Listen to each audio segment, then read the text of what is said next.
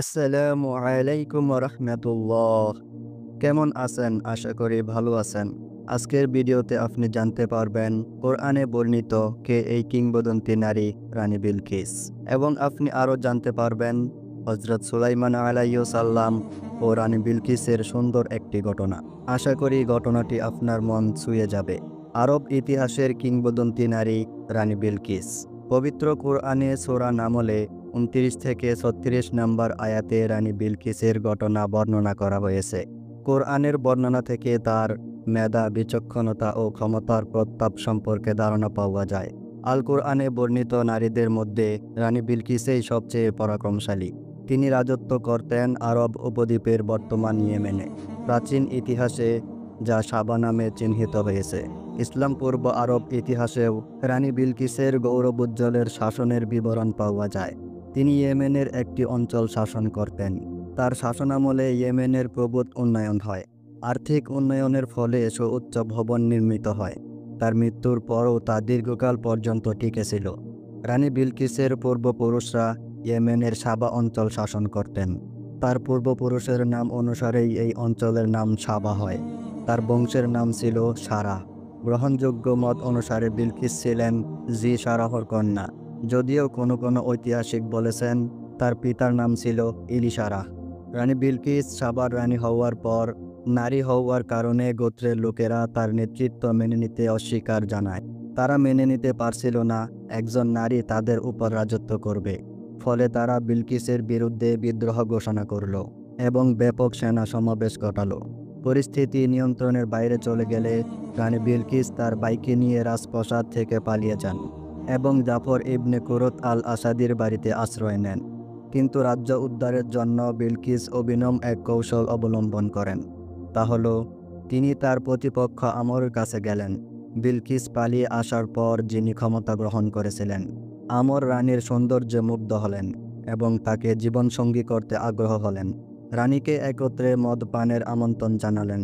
বিলকিস তাতে সাড়া দেন। আমর মদ পান করে নেশাগ্রস্ত হয়ে পড়লে রানী বিলকিস তাকে হত্যা করেন। কিন্তু আমরের লাশ লুকিয়ে রেখে তিনি রাজদরবারে যান এবং বলেন, রাজা আমাকে বিয়ে করেছেন। তিনি সব শ্রেণীর নাগরিককে অমুক স্থানে একত্র হওয়ার নির্দেশ দিয়েছেন। যখন মানুষ নির্ধারিত স্থানে একত্র হলো, তিনি বললেন, আমি রাজার স্ত্রী। তোমরা জানো তার সন্তান জন্ম দেওয়ার ক্ষমতা নেই, তাই তিনি আমাকে উত্তরাধিকার নিযুক্ত করেছেন। তিনি আমাকে এই বিষয়ে তোমাদের অঙ্গীকার গ্রহণের নির্দেশও দিয়েছেন। লোকেরা বিলকিসের কথা বিশ্বাস করল এবং তার হাতে বায়াত হলো। বায়াত শেষে তিনি জানালেন রাজাকে খুন করা হয়েছে, কিন্তু আগেই তার আনুগত্যের শপথ করায় তাদের কিছুই করার থাকল না। রাজত্ব স্থায়ী হওয়ার পর রানী বিলকিস সেনাবাহিনী শক্তিশালী করেন এবং একে একে হামির, বেবিলন, নাহাউন্দা ও আজারবাইজান জয় করেন। মারাব্বাদের পুনর্নির্মাণকে রানী বিলকিসের অন্যতম সাফল্য মনে করা হয়। দীর্ঘ সময় অতিক্রান্ত হওয়ায় যা ব্যাপকভাবে ক্ষতিগ্রস্ত হয়েছিল। কোরআনে বর্ণিত রাজপ্রাসাদ রানী বিলকিসের অমর কীর্তি। হযরত সুলাইমান আলাইহিস সালাম যা বিবরণ শুনে মুগ্ধ হয়েছিলেন। রানী বিলকিসের ছিল একাধিক পুরুষ ও নারী দেহরক্ষী। এছাড়া তার কাছে হামিরের ৩৬০ জন সম্মানিত নারী অবস্থান করতেন। কথিত আছে, রানী বিলকিস অভিজাত পরিবারের কন্যাদের নিজের কাছে রেখে লেখাপড়া শেখাতেন। যখন তারা একটু বড় হয়ে উঠত, তখন তাদের সামনে পুরুষের গল্প করা হতো। গল্পের সময় যে মেয়ে মাথা নিচু করে ফেলত এবং তার চেহারার রং পরিবর্তন হয়ে যেত, তাকে নিজ পরিবারে পাঠিয়ে দিতেন এবং সম্মানিত পরিবারের সঙ্গে তার বিয়ের ব্যবস্থা করতেন। বিলকিস নিজেও ছিলেন অপূর্ব সুন্দরী, কিন্তু কোনো পুরুষ তাকে মোহিত করতে পারেনি। অবশেষে হযরত সুলাইমান আলাইহিস সালামের সঙ্গে তার বিয়ে হয়। আল্লাহ তাআলা হযরত সুলাইমান আলাইহিস সালামকে বিরল ক্ষমতার অধিকারী করেছিলেন। পশু পাখি, জিন থেকে শুরু করে প্রবাহিত বাতাস পর্যন্ত তার অনুগত ছিল। তার বাহিনীতে অসংখ্য জিন ও পশু পাখি সংযুক্ত ছিল। একদিন হযরত সুলাইমান আলাইহিস সালাম তার অনুগত গোয়েন্দা পাখি হুদহুদকে অনুপস্থিত দেখলেন। এতে রাগান্বিত হলেন এবং বললেন, যথাযথ কারণ দর্শাতে না পারলে হুদহুদ কঠোর শাস্তির মুখোমুখি হবে। কিছুক্ষণ পর হুদহুদ পাখি ফিরে এলো এবং রানী বিলকিসের রাজ্য, রাজত্ব, ক্ষমতা ও প্রসাদ ও সিংহাসন সম্পর্কে গুরুত্বপূর্ণ তথ্য দিল।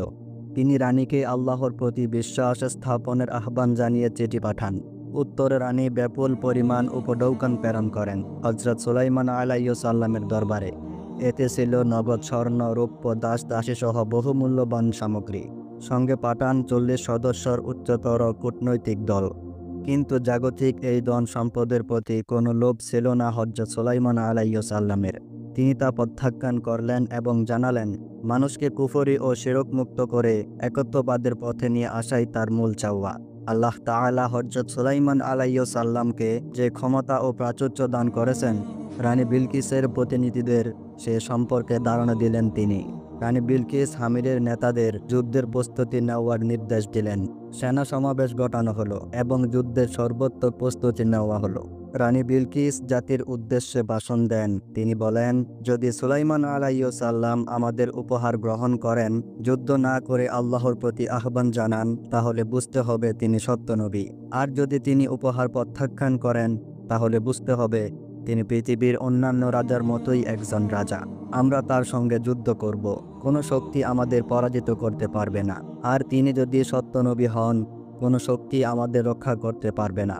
রানী বিলকিসের প্রতিনিধি দল হযরত সুলাইমান আলাইহিস সালামের দরবার থেকে ফিরে তাকে জানালো, আল্লাহর শপথ, তিনি কোনো সাধারণ রাজা নন। আমরা তার সঙ্গে যুদ্ধ করার শক্তি রাখি না। কোনো দিক বিবেচনায় আমরা তার চেয়ে শ্রেষ্ঠ নয়। প্রতিনিধি দলের উত্তর শুনে হযরত সুলাইমান আলাইহিস সালামের সঙ্গে দেখা করার সিদ্ধান্ত নেন রানী বিলকিস। তিনি বার্তা পাঠান, আমি আমার রাজ্যর নেতাদের নিয়ে আপনার কাছে আসতেছি। আমি আপনার রাজত্ব ও ধর্ম দুটিই নিজ চোখে দেখতে চাই। হযরত সুলাইমান আলাইহিস সালামের দরবারে যাওয়ার আগে তিনি সাধারণ মানুষের উদ্দেশ্যে বলেন, হে হামিরবাসী, তোমরা আল্লাহর মনোনীত জাতি। তিনি তোমাদের বহু দিক থেকে শ্রেষ্ঠত্ব দান করেছেন। আল্লাহ তাআলা তার নবী সুলাইমান ইবনে দাউদ আলাইহিস সালামের মাধ্যমে তোমাদের পরীক্ষা করেছেন। যদি তোমরা ঈমান আনো এবং আল্লাহর প্রতি কৃতজ্ঞ হও, তাহলে আল্লাহ তার অনুগ্রহ বাড়িয়ে দেবেন। আর যদি তোমরা অস্বীকার করো, তাহলে তিনি তার নিয়ামত ছিনিয়ে নেবেন, তোমাদের উপর দুর্ভোগ চাপিয়ে দেবেন। জনসাধারণের পক্ষ থেকে জানানো হলো, সিদ্ধান্ত আপনার হাতে। অতঃপর তিনি 1,12,000 সেনার এক বিশাল বাহিনী নিয়ে রওনা হন। অবশিষ্ট সেনাদের গামদান ও মারাবে রেখে যান। অন্যদিকে সুলাইমান আলাইহিস সালাম বলল, হে আমার পরিষদবর্গ, তারা আমার কাছে আত্মসমর্পণ করতে আসার পূর্বে তোমাদের মধ্য থেকে কে তার সিংহাসন আমাকে এনে দেবে? এক শক্তিশালী জিন বলল, আপনি আপনার স্থান থেকে ওঠার আগেই আমি তা এনে দেব। এই ব্যাপারে আমি এমন শক্তি রাখি, আর আমাকে বিশ্বাস করতে পারেন। কিতাবের জ্ঞান যার ছিল সে বলল, আপনি চোখের পলক ফেলার আগেই আমি তা এনে দেব।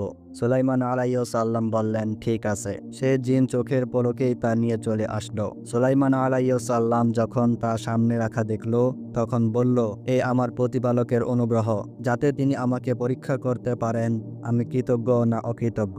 যে কৃতজ্ঞতা প্রকাশ করে সে তা নিজের জন্য করে, আর যে অকৃতজ্ঞ সে জেনে রাখুক যে আমার প্রতিপালকের অভাব নেই। সিংহাসন হযরত সুলাইমান আলাইহিস সালামের দরবারে দেখে রানী বিলকিস অবাক হবেন এবং ক্ষমতা দেখে তাকে নবী হিসেবে মেনে নিতে আনুগত্য করবেন। তাই তাকে পরীক্ষা করার জন্য সুলাইমান আলাইহিস সালাম কিছু নির্দেশনা দিলেন। বললেন, তার সিংহাসনের ধরন পাল্টে দাও। এরপর দেখি সে সত্য পথের দিশা পায় নাকি যারা পথের দিশা পায় না তাদের অন্তর্ভুক্ত হয়। রানী বিলকিস আত্মসমর্পণের জন্যই এলেন। তাকে সিংহাসনটি দেখিয়ে জিজ্ঞাসা করা হলো, এটা কি আপনার সিংহাসন? তিনি বললেন, তাই তো মনে হয়। আমরা আত্মসমর্পণ করতেই এসেছি। রানী বিলকিসকে প্রাসাদে আমন্ত্রণ জানিয়ে সুলাইমান আলাইহিস সালাম বললেন, প্রাসাদে প্রবেশ করুন। প্রাসাদের মাঝে দেখে তিনি ভাবলেন সেটি স্বচ্ছ পানির হুদ। বিভ্রান্ত হয়ে পানি থেকে বাঁচানোর জন্য তিনি পায়ের গোছা থেকে কাপড় উঁচু করেন। সুলাইমান আলাইহিস সালাম বললেন, এটা স্বচ্ছ কাচের প্রাসাদ। রানী বিলকিস এসব পরীক্ষার মধ্যে দিয়ে গিয়ে হযরত সুলাইমান আলাইহিস সালামের অলৌকিক ক্ষমতা উপলব্ধি করেন। তিনি আত্মসমর্পণ করলেন, বললেন, হে আমার প্রতিপালক, আমি অবশ্যই নিজের প্রতি জুলুম করেছি। আমি সুলাইমানের সঙ্গে বিশ্বজগতের প্রতিপালক আল্লাহর কাছে আত্মসমর্পণ করছি। রানী বিলকিস সুলাইমান আলাইহিস সালামের প্রতি বিনয় ও আনুগত্য প্রকাশ করেন। তিনি ও তার সভা সদস্যরা ইসলাম গ্রহণ করেন। প্রসিদ্ধি মতে তাদের বিয়ে হয়। রানী বিলকিস হযরত সুলাইমান আলাইহিস সালামের সন্তানের মাও হন। হযরত সুলাইমান আলাইহিস সালাম এমন একজন বাদশা ছিলেন যার কথায় জিন জাতি পশু পাখি সবকিছু তার কথায় উঠা বসা করত। তার সঙ্গে টেক্কা দেওয়ার ক্ষমতা কোনো রাজা বাদশার ছিল না। হযরত সুলাইমান আলাইহিস সালামের হাতে একটি বিশেষ আংটি ছিল। আংটিটি ছিল ইসমে আজম। এই আংটির বদলেই তিনি পৃথিবীর ওপর রাজত্ব প্রতিষ্ঠাতা করেছিলেন। এই আংটির ইসমে আজম এর শক্তি বলে তিনি জিনদের তার কবজায় রেখেছিলেন এবং তাদের দ্বারা অসম্ভব সব কাজ করাতেন। দুর্ঘটনাবশত একবার এক শয়তান জিনের চক্রান্তে তার এই আংটিটি হারিয়ে যায় এবং সে জিন তার পুরো রাজত্ব নিজের কবজায় নিয়ে রাজ্য শাসন শুরু করে। নবী সুলাইমান নিঃস্ব হয়ে পথে প্রান্তরে ঘুরতে থাকেন। ইবনে কাসির হজরত কাতাদাহ রহমতুল্লাহি আলাইয়ের বরাত দিয়ে ঘটনাটি বর্ণনা করেন। ঘটনাটি এরকম: হজরত সুলাইমান আলাইহিসসালাম যখন আল্লাহর পক্ষ থেকে বাইতুল মুকাদ্দাস নির্মাণে আদিষ্ট হন, তখন তিনি লৌহকর্মে পারদর্শী একজন জিনের তালাশ করেন। তাকে জানানো হলো, অমুক সাগর মোহনায় একজন জিন আছে, সে এই কাজে পারদর্শী। বিশেষ প্রক্রিয়ায় তাকে ধরে আনা হলো। তার নাম ছিল শাখার, কেউ কেউ আশেফ বা সারাদও বলেছেন। তাকে ধরে আনায় সে খুশি ছিল না। অনিচ্ছা সত্ত্বেও সে কাজ শুরু করে। সে নবী সুলাইমানের উপর প্রতিশোধ নেওয়ার চিন্তা করে। একদিন নবী সুলাইমান আলাইহিসসালাম যখন গোসলখানায় ঢুকেন, তখন আংটিটি প্রিয়তমা স্ত্রী জারদাহর কাছে দিয়ে যান। কেননা আংটিতে পবিত্র ইসমে আজম খোদিত থাকায় সেটি আঙ্গুলে পরে তিনি কখনো প্রয়োজন স্বার্থে গোসলখানায় যেতেন না। তককে তককে থাকা শয়তান জিন শাখার নবী সুলাইমানের রূপ ধারণ করে নবী পত্নী জারদার কাছে এসে আংটিটি নিয়ে যায়। নবী সুলাইমান প্রয়োজন সেরে আংটিটি চাইলে তার স্ত্রী বলেন, তুমি কে? আংটি তো বাদশাহ সুলাইমান নিয়ে গেছে। আল্লাহর নবী যা বোঝার বুঝে নেন। ওদিকে জিন শাখার ওই আংটিটি সমুদ্রে নিক্ষেপ করে, কেননা এই আংটিটি নবী সুলাইমান ছাড়া অন্য কেউ ব্যবহার করার উপযুক্ত নয়।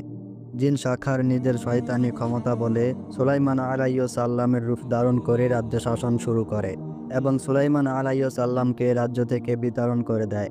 সুলাইমান আলাইহিসসালাম রাজ্য হারিয়ে সমুদ্র তীরে একাকী বসবাস শুরু করেন এবং মৎস্যজীবীদের সঙ্গে কাজ করতে থাকেন। এভাবে 40 দিন অতিবাহিত হয়।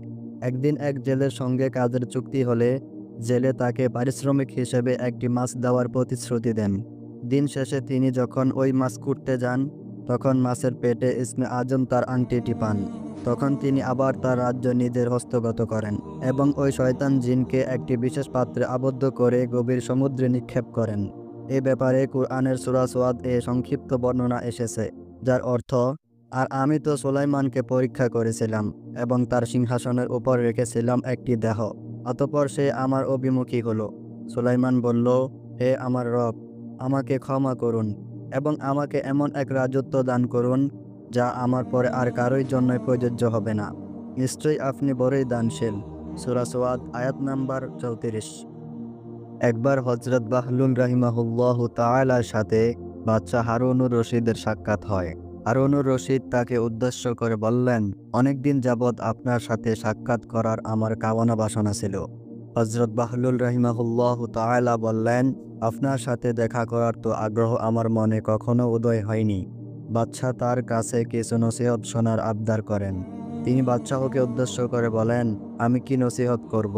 তবে এই যে অট্টালিকাগুলো দেখছেন, এই যে মহল্লাগুলো, সেখানে নামি দামি যারা বসবাস করত, তাদের বর্তমান ঠিকানা হলো ওই যে দেখা যায় কবরস্থান, সেখানে। এর চেয়ে বড় কোনো আর নসিহত হতে পারে না। তাদের চলে যাওয়া জীবন নিয়ে চিন্তা করলে অন্য কোনো নসিহতের প্রয়োজন পড়ে না। তারপর বাদশাহকে উদ্দেশ্য করে বলেন, হে আমিরুল মুমিনিন, আপনি ভেবেছেন আপনার অবস্থা কেমন ভয়াবহ হবে যখন আপনাকে বিচার দিনে উলঙ্গ অবস্থায় নগ্ন পায়ে পিপাসার্ত অবস্থায় আল্লাহ তাআলার সামনে দাঁড়াতে হবে। ছোট থেকে ছোট বিষয়েও আপনাকে আল্লাহ তাআলার কাছে জবাব দিতে হবে। লোকজন চেয়ে চেয়ে আপনাকে দেখবে আর হাসতে থাকবে। এই নসিহত শুনে বাদশাহ কাঁদতে শুরু করে দেন। হযরত বাহলুল রাহিমাহুল্লাহু তাআলা মুস্তাজাবুদ দাওয়া বুজুর্গ ছিলেন। বাদশাহ একবার তার কাছে কিছু হাদিয়া প্রেরণ করেন।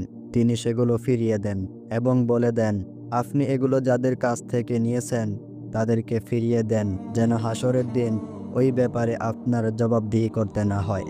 আর সেদিন আপনার কাছে পাওনাদারকে সন্তুষ্ট করার মতো কোনো পাথেও থাকবে না। বাদশাহ হারুনুর রশিদ এই কথা শুনে কাঁদতে শুরু করেন। বাদশাহ হারুনুর রশিদ নিজেও বড় আলেম ছিলেন, সুবিচারক বাদশাহ ছিলেন। বাদশাহ হারুনুর রশিদ ও বাহলুল রাহিমাহুল্লাহু তাআলার আরও একটি সংক্ষিপ্ত ঘটনা। বাহলুল নামে এক পাগল ছিল, যে অধিকাংশ সময় কবরস্থানে কাটাতো। কবরস্থানে থাকা অবস্থায় একদিন বাদশাহ হারুনুর রশিদ তার পাশে দিয়ে যাচ্ছিলেন। বাদশাহ তাকে ডাক দিলেন, বাহলুল, ওই পাগল, তোর কি আর জ্ঞান ফিরবে না? বাহলুল বাদশাহর এই কথা শুনে নাচতে নাচতে গাছের উপরে ডালে চড়লেন এবং সেখান থেকে ডাক দিল, হারুন ওই পাগল, তোর কি কোনোদিন আর জ্ঞান ফিরবে না? বাদশাহ গাছের নিচে এসে বাহলুলকে বললেন, আমি পাগল নাকি তুই যে সারাদিন কবরস্থানে বসে থাকে? বাহলুল বলল, আমি বুদ্ধিমান। বাদশাহ বললেন, কিভাবে? বাহলুল রাজপ্রাসাদের দিকে ইঙ্গিত দিয়ে বললেন, আমি জানি ওই রঙ্গিলা দালান ক্ষণিকের আবাসস্থল, এটি একটি কবরস্থান, স্থায়ী নিবাস। এজন্য আমি মরার পূর্বেই এখানে বসবাস শুরু করেছি, অথচ তুই গ্রহণ করেছিস ওই রঙ্গশালাকে আর এই স্থায়ী নিবাসকে কবর এড়িয়ে চলছিস। রাজপ্রাসাদ থেকে এখানে আমাকে অপছন্দ করছিস, যদিও তুই জানিস এটাই তোর শেষ গন্তব্য। এবার বল, আমাদের মধ্যে কে পাগল? বাহলুলের মুখে এই কথা শোনার পর বাদশাহর অন্তর কেঁপে উঠল। তিনি কেঁদে ফেললেন, তার দাড়ি ভিজে গেল। তিনি বললেন, আল্লাহর কসম, তুমি সত্যবাদী, আমাকে আরও কিছু উপদেশ দাও। বাহলুল বলল, তোমার উপদেশের জন্য আল্লাহর কিতাবই যথেষ্ট, তাকে যথার্থভাবে আঁকড়ে ধরো। বাদশাহ বললেন, তোমার কোনো কিছুর অভাব থাকলে আমাকে বলো, আমি তা পূরণ করব। বাহলুল বলল, হ্যাঁ, আমার 3টি অভাব আছে, এগুলো যদি তুমি পূরণ করতে পারো তবে সারা জীবন তোমার কৃতজ্ঞতা স্বীকার করব। বাদশাহ বলল, তুমি নিঃসন্দেহে চাইতে পারো। বাহলুল বললেন, মরণের সময় হলে আমার আয়ু বৃদ্ধি করতে হবে। বাদশাহ বললেন, আমার পক্ষে সম্ভব নয়। বাহলুল দ্বিতীয়বার বললেন, আমাকে মৃত্যুর ফেরেশতা থেকে রক্ষা করতে হবে। বাদশাহ দ্বিতীয়বারও বললেন, আমার পক্ষে সম্ভব নয়। বাহলুল তৃতীয়বার বললেন, আমাকে জান্নাতে স্থান করে দিতে হবে এবং জাহান্নাম থেকে আমাকে দূরে রাখতে হবে। বাদশাহ তৃতীয়বারও বললেন, আমার পক্ষে সম্ভব নয়। হযরত বাহলুল রাহিমাহুল্লাহু তাআলা বললেন, তবে জেনে রাখো, তুমি বাদশাহ নও, বরং তুমি অন্য কারো অধীনস্থ। অতএব তোমার কাছে আমার কোনো চাওয়া বা প্রার্থনা নেই। প্রত্যেক প্রাণীকেই মৃত্যুর স্বাদ গ্রহণ করতে হবে। সূরা আল ইমরান আয়াত নাম্বার 185। হে মহান আল্লাহ, আমাদের নেক আমল করার ও হায়াতে তাইয়্যিবা দান করুন। আমিন।